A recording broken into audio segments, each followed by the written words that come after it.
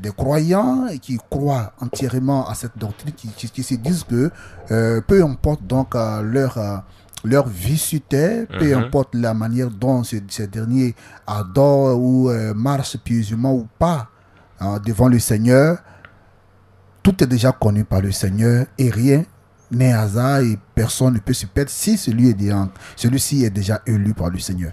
Qu'est-ce que vous dites face à cette effectivement, je vais aller plus loin. Il y a certains qui disent non, mais que si jamais... si je suis un enfant de Dieu, que j'ai cru en Dieu, alors je peux faire ce que je veux parce que je reste un enfant de Dieu. Il est déjà élu, bien sûr.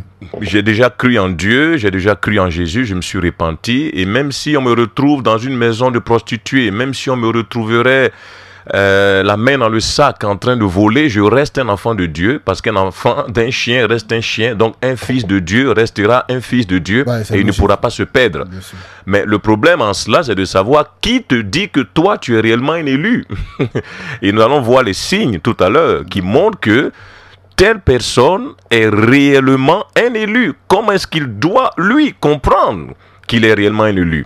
Tu vois? Parce que il y a une... je reprends